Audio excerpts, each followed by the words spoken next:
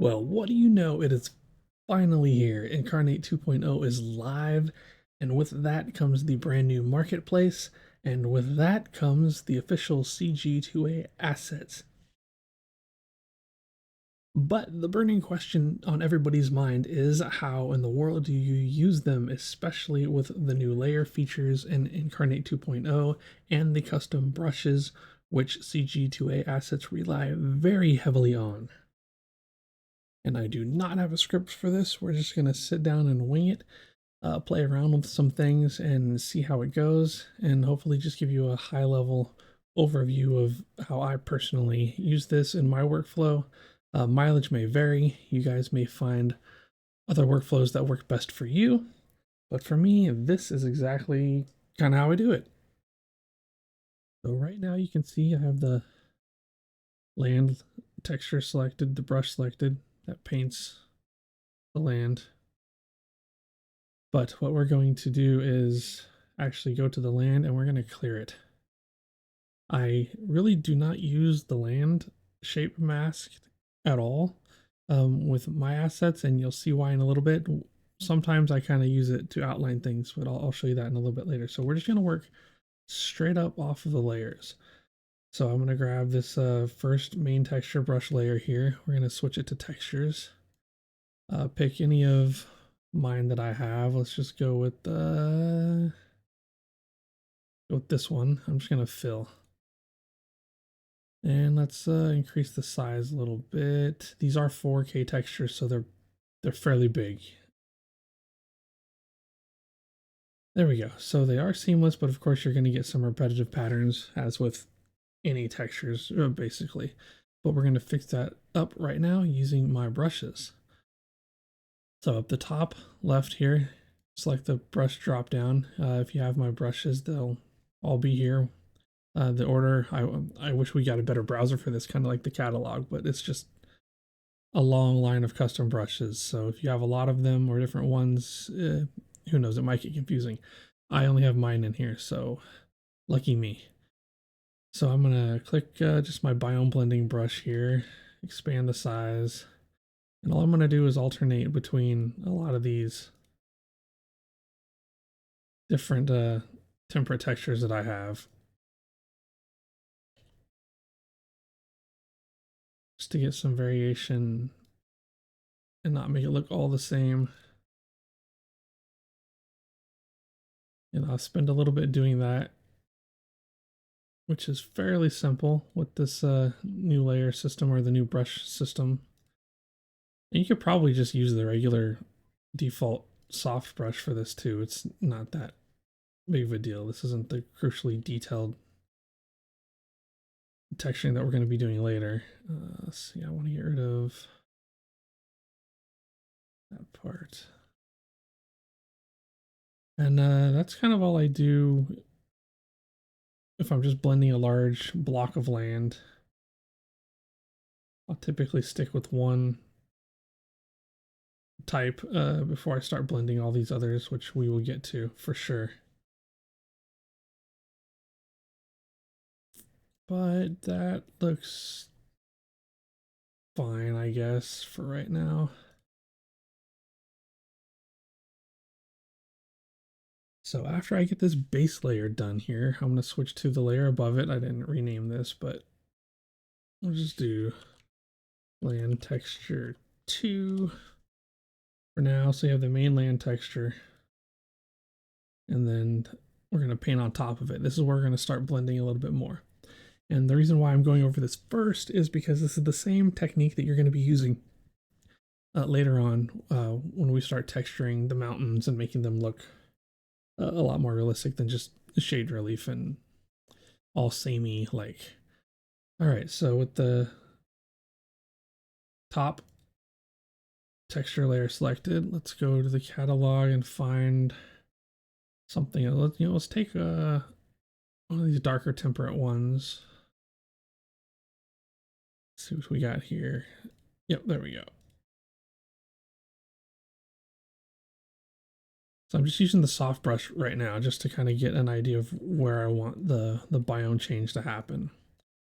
And then after that, Now we're going to switch over to some of my brushes. The forest brushes are super neat for blending uh, roughly the same, like temperate to temperate, darker to lighter. They're super good for that. I actually like to use them as negative space, so I use them as erasers a lot, and you'll see why here in a second. Let's just select, let's say this one here. Click on the eraser, change the opacity a little bit, and then see, you're just deleting areas of what you just painted, and it's adding some natural looking variation in between the two different biomes. I did not set by default the jitter on the brushes in the pack, and that is because some people might not want them to jitter. So I always come in here and turn on the rotation jitter at least up a little bit, and then you'll get different kind of patterns that are not always the same. And it's just a matter of clicking along the edges to get the blend that you're looking for. Switching to different forest brushes and doing the same thing. So you're almost using it like a stamp. The higher the opacity, the more it's going to really cut into what you got going. See, it doesn't look that great. So keep it low, mid, and you should have a perfectly fine time getting a nice blend. You just play around with them. Select the brushes, see what it looks like. You go back to the painted part. You could also paint them in like this. See how natural they look, just keeping the opacity low. You can switch to darker colors, the more greenish. Paint it all in again if you want to. It's super quick the way that these brushes work. I'll just switch back to the eraser.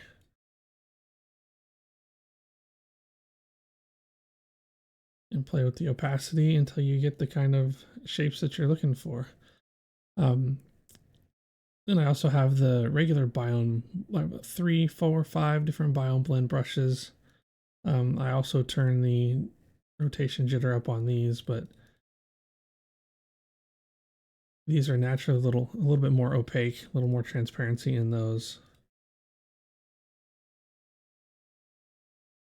And really that's pretty much how the biome blending works. Super simple. You'll get the hang of it. You'll find a good workflow. You'll find out, which favorite brushes you like better than others. But for the most part, it's relatively simple to get some variation across your biomes. Let's try a little bit different. Let's go to some hills. I like these temperate hills quite a bit. I'm gonna ramp this up and go to just my biome brush one. And one thing you want to make sure that you do too is that if you get a blend that you like, start a new layer to blend the next one. It's just add layer, brush layer. So I don't know, biome blend 2. So like if I don't want to mess with the way that this looks here, which it looks stupid because I was just messing around with it, but here, let's fix it up a little bit.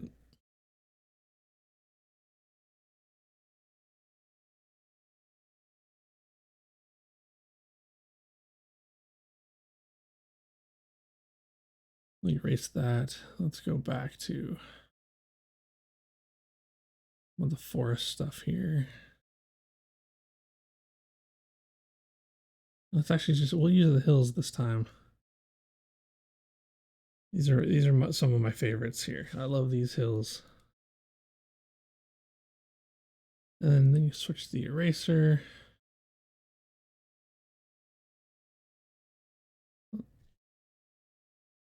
And we're going to start cutting some of this back.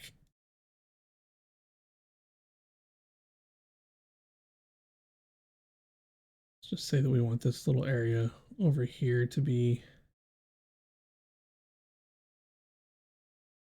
kind of a hill. You go back and not what I wanted. Just switch over to different ones here to kind of get a blend out the land without repeating that same hill over and over and over and over again.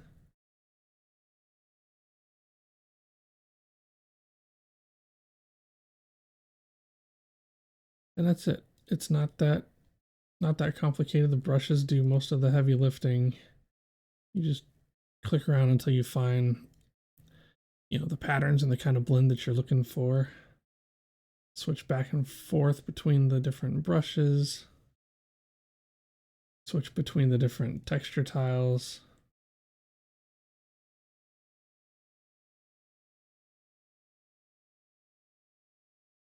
You can go back to this base layer here if you want to fill into the back. So it's pretty straightforward. Nothing too crazy complicated, but let's say we got the land layer, main brush layer, which is that. Added the hills here, and then you can rename these as you go. Say you want to name this like Temperate Hills, just to so you know exactly what's going on here. Temperate Hills. Then you switch to the next layer above, and you can start doing some more blending. So let's say that we want to go to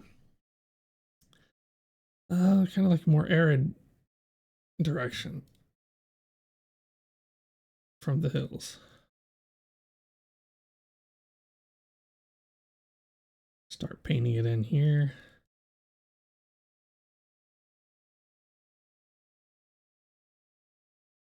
Switch back to an eraser.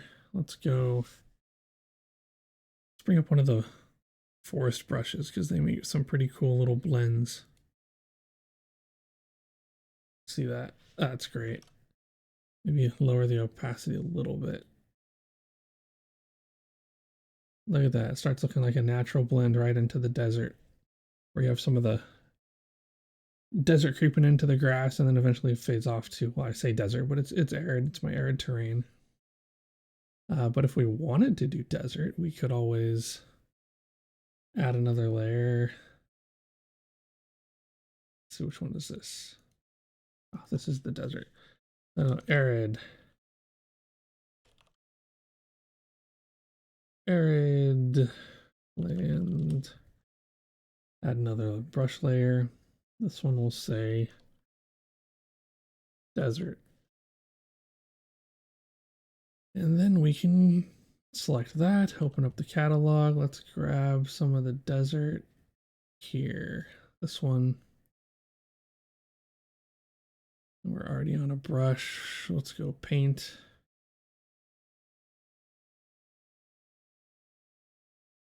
A little bit of arid swath of land. And this is me cramming this into a big map. Obviously you would do this at like more world scale, but we're just we're getting samples here to show you kind of how to do the blending. Let's see, switch to the eraser. Let's go. Another forest brush. Let's turn the jitter up.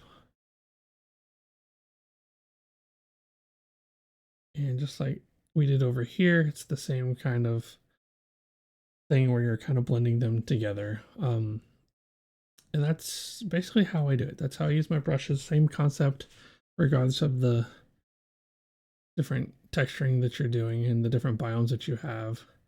Another thing you can play with too is over with the layers. You can mess with their opacity here. You can mess with their blend modes. So if we go to the arid, let's go to arid land, for example. Let's mess around with these darken, soft light and hard light are pretty good. Gives a little bit of color variation, but it also kind of bleeds through with the layer underneath it. So those aren't too bad. You can mess around and find the exact kind of vibe that you're looking for there. And that's essentially it. That's the way that I use my texture tiles and blend my biomes. I usually do that first for the most part before anything else. But now we'll move on to checking out some of the assets and how I texture those. All right, so anyone familiar with the CG2A assets know that the core product is essentially shade relief mountains, which is essentially a Photoshop brush. So with that, they are basically transparent. So let's hop over to the stamps, and I'll just pull up the heroes of them all, which are the mountain ranges, the most popular, obviously. And as you can see, they are just shade relief. That's it. So, I mean, they still look kind of cool if you're doing a, like a parchment style map and you just want to place those, then you don't have to do any texturing and it's great. But the great thing about this is, so the objects in the mountains, they go on top. Underneath it, the layers, that's how you do your blending. Exactly how we did here, as you can see. In fact, let's see, let's place sort of on this hill here. Boom. And you can see how the texture tile textured these mountains with a lot of color variety. So as I was showing you the blending tool, how to blend, it's the same method here. You just want to make sure that you get your layer, and you can flatten these too. If you get, let's say that we're done with this, you like your whole base layer, you like where all your biomes are at, you could flatten the layers. I'm not going to do that here. I'll let you guys play around with that. It's basically merges this one, this one, this one. However, let's see, can you shift click them all and flatten? Does it just flatten down? Let's see. Nope, it flattens everything below it. Okay, that's interesting. I'll have to mess around with that later. I haven't messed around with flattening layers, so play around with those at your own risk, but I do know that you can merge your layers somehow. You just got to make sure that they're in the particular order so you can merge them together. Maybe if you hide the water layer and this layer, will these just merge what's visible? Yes. Flatten that. Yes. Okay. So now these should be grouped. If I want to flatten the desert into that, right click, flatten, then that's it. So if you, what you don't want flattened, it looks like if you hide those, look at that, we're learning on the spot. How do you like that? Talk about tutorial. I know what I'm doing, except I don't. All right. So now we figured that out on the fly. Let's get back to some coloring here. Let's see. So we got the object layer, mountain right there. The flattened land is basically everything. Perfect. All right, let's get going. So let's see what, say I want to texture these more. Let's make a new brush layer. This is going to go right underneath the all the objects. We're going to call this mountain texturing. Texture. Go back to the brush and let's play around and see what we can do here. Let's I have a long skinny biome blending brush that I kind of like. But as you can see, there's no preview. We don't get a preview of the brush that we have selected. Its rotation. Hopefully that is something that the folks at Inkarnate will work on kind of fixing, because if you look over here, see how we have the preview of all the stamps, which is great. We just need that for brushes and we'll be good to go. So let's get off of erase, go to the texturing. Let's pick up one of the hills. Let's go back to my skinny brush. I don't know how I got off it here. Let's close. All right, let's zoom closer. So this takes a little bit more, technique, a little more granular editing here, but it's fairly simple for the most part. So we got the mountain texture, and we could just click around the mountains. Let's get the rotation up. See, and this is where the having the preview comes into play is this north-south arm here. I would love to make sure that I'm facing the right way when I'm clicking it. And that not always the case.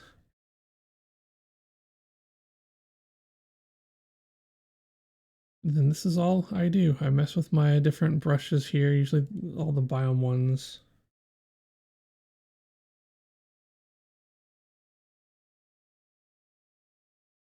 Look around the mountain, see what I got here. And then I'll switch to the erasers. And we will go to like one of the forest ones here that give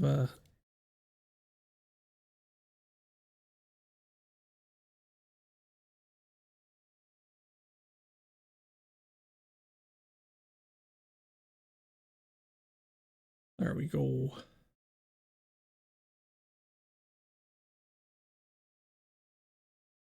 So you can get, I mean, you get really fine detail on this. It depends on how much time that you really want to spend zooming in and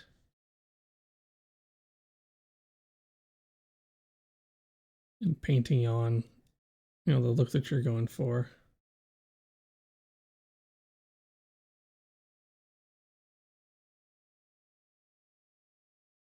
Let's switch to some of the arid parts.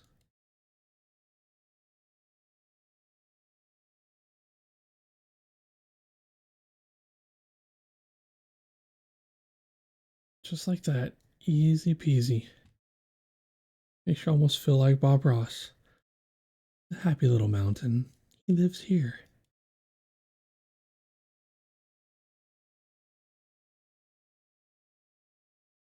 And then I always find that don't worry so much how goofy it looks if you're painting it on at first, because that's when you switch to the erasers and start doing the kind of sculpting method to add a little bit of variation to it, make it look blend a lot more on the edges.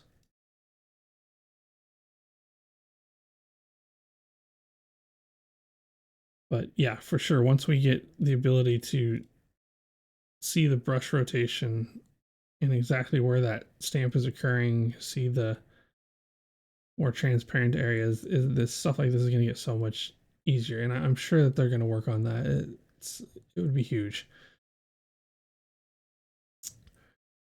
But yeah, you just go back and forth, messing with your textures and switching up your brushes, and you'll get it eventually exactly how you want it. Let's go.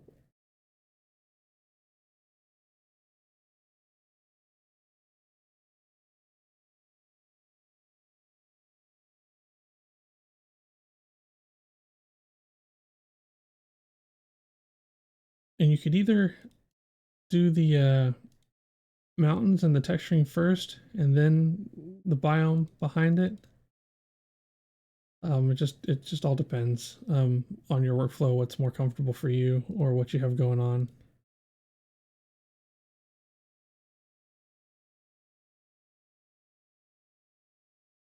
Darken up some areas here with the other texture, and eventually, as you play around with this stuff, it's gonna come together pretty well. Go super dark. Adding trees. I kind of wish that we had how it switches between your like collection of stamps. I wish we had a version of that for the brushes so we don't have to keep expanding this every single time. But as you can see, these mountains are really starting to come alive, and it's simulated detail, right? You're not going in there, painting every single pixel, but you're putting just enough kind of various texture on there to where it starts to really feel like something and starts to get really realistic looking. Start adding a bunch of color in there,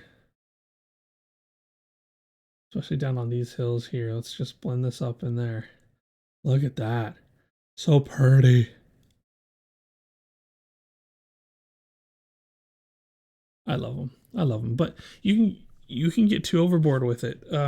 Also, and it starts, if you get too much noise in there, it really starts to kind of get rid of the shade relief of the mountains. So uh, be judicious with it. Don't go too overboard. And sometimes you don't even need to texture them all that much if you have a good biome blend. Like if we probably take let's go with some, let's see what, oh, big old huge desert rocks. Okay. And for anybody interested, these are actually called hoodoos. I didn't even know until I did some research on it. Hoodoo the voodoo that you do so well. Yes, that's what they're called. I just call them rock pillars because I'm a simple guy. Oh, that's nice. I like it.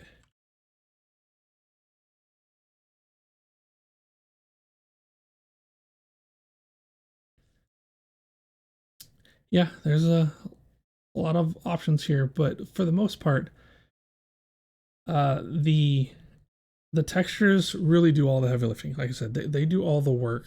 I designed them that way because it would be a pain in the tushes to come in here and really try to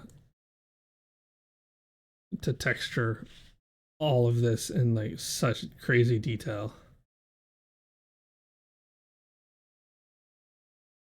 So yeah, that is the way that I design these. So less work for you. You put the cliff there. Let's do another texture layer.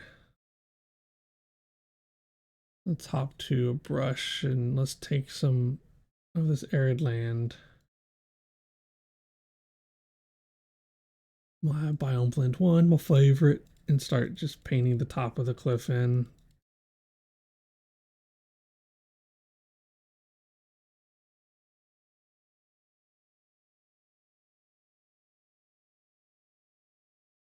And the bottom of the cliff is more desert, but you'd even, here, we won't even switch layers. We're just gonna wing this on the same layer.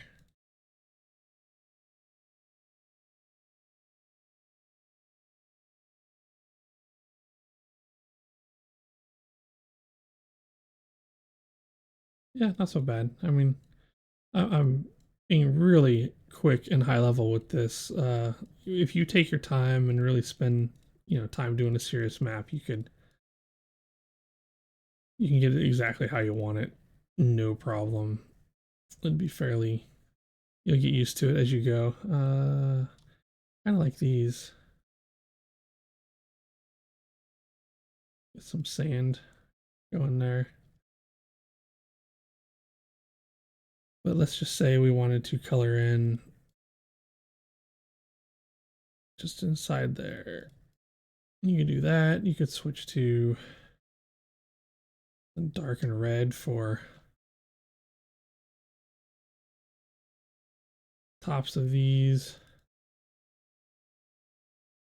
I mean, it really is kind of like paint inside the paint by the numbers. Is that the one I used to do as a kid? Be a complicated picture of a horsey and you just paint inside the lines. But yeah, these are a lot of fun. It makes map making really easy to get super high level detail realism, kind of photorealistic that you would like in your maps without really having to spend hundreds of hours in Photoshop to do it. But with that, we're gonna clear everything. I've showed you the texturing, how to texture the assets, how to blend the biomes. Now I'm going to show you a little bit about my landmass tools and why I make them and why I don't really use the land shape mask layer at all. So let's clear all this and get into that. All right, so I've done some cleanup on the layers on the right there in the layer panel. I've added a landmass layer because that's where I'm going to be painting the landmasses. And if you're wondering why in the world I don't use the landscape mass tool, basically Inkarnate's designed a landmass creator. It's because I really don't like it. It would be great if we could do this with custom brushes, but we can't. There's no brush selection here, and I can't get the shapes that I want so much. It's a lot of work that I don't want to do. I mean, this isn't so bad. It's not that I hate it. It's just I wanted a faster workflow than this. So let's clear this. Let's turn it off, and let's go to the landmass layer that I created. And we're going to go up here and scroll all the way down to some of my landmass brushes. I think there's 42 of them, so there is quite a bit. Select them. Let's turn this rotation jitter up. It's not there we yep. That's my way of making land masses. It's really really simple. I just click where I want to make a land. Maybe I'll make a big old area like this, and then I'll swap over to the eraser and we'll cut in here. Let's switch over to another brush and oops. Oh, that was my lake brush that I had there, and that actually is kind of neat because it can be used for also land if you want. It just has soft edges, a lot of my lake brushes, so you have to click quite a few times to get that cutout that you want. But it's really that simple. I don't even know if we need to keep going. You just paint what you want, and then you erase and clean up what you don't want to see anymore.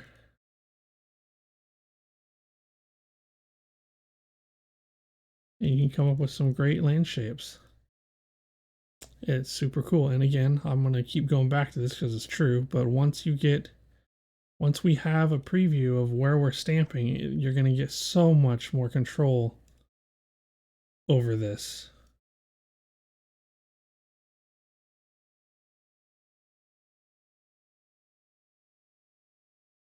So yeah, you can do a bunch of cool stuff with this with these land brushes. Dig into them. And this is one place where you might not want, if you have a particular shape that you like and a cutout that you want, you might not want to turn the jitter on so much for that. But I enjoy these a lot. I can get a lot of cool natural shapes that just look like way better coastlines than you can get with the landscape mask tool. That's just true story.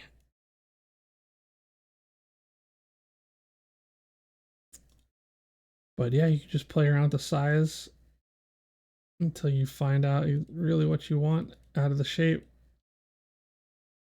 A lot of fun. But that said about the landscape tool, you can use it, and I do use it because if you want to, and that's another thing with these layers, there's no way to turn on the kind of features that we get here with the stroke and the outline and the shadow. So one thing that Inkarnate could do is they could add the ability to get this stuff on top of or on our layers. But I don't think that we can really do that. I haven't seen any options for it yet. Once we do, that would be great. Then this landscape tool was almost obsolete. That would be nice to have. But I could take this and I could zoom in Let's go size, what, 4? Try a size 4. And you could paint behind, underneath the land that you created with the land shape tools. And the cool thing about this is, depending on how you have your settings on the land shape mask tool, because you'll see what it's doing. You're basically doing that. You're outlining, but you get these cool looking beach effects. That is super neat. And you're catching like some of the outline, the glow from this. So that is one way that you can use the land shape mask tool and still get a little bit of effect from it. You got to be careful because it'll paint outside of your layer that you created, but it's usually not that big of a deal. It's still sticking to the rough layout of what you had going on your own custom layer. But yeah, that's one way that I have kind of done that. I would still, my preference for my workflow, I leave it like this. And I'll throw this into Photoshop and just use layer tools there to add glows and strokes and whatever else makes it look nice. But you could still use, if you want to stay just completely into Inkarnate, you could still use this. But yeah, that's essentially how I use my landmass brushes. They could be used for this, even sort of in biome blending as well. And that's about it. I think we've touched on pretty much the basics. I do have a pre-colored set pack that's in the marketplace. It's all colored. The mountains are all colored and textured for you.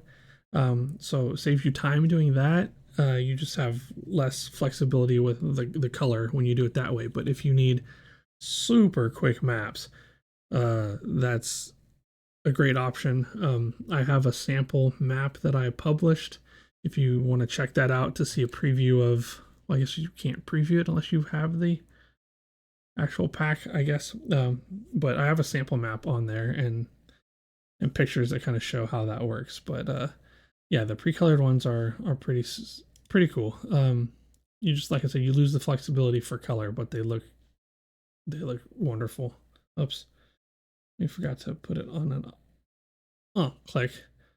I mean, see, if you want really quick mountains that are already colored, that's the way to go there. And then there is, I think, a forest also, which is kind of neat. Let's scroll through. And with these forests, I do have them quite dark. Some people like that, but I found, why does my undo button not work anymore? I don't even know. I do find that if you lower the opacity on these, they could be super neat for adding like hints of a forest that is not so like bold and in your face. Almost looks like you're texturing the land. But with that's gonna be it for now. Like I said, I didn't go too deep. I will have map workshops later and me doing complete, like, taking my time and making a legit map. I just wanted to get this out really quickly, so if anybody was struggling with how they work and the shade relief and how to color them and make them look better, now you know. So hop in, learn, join the Discord, join the YouTube, share your work. Let's see what you guys come up with, and I'll catch y'all later.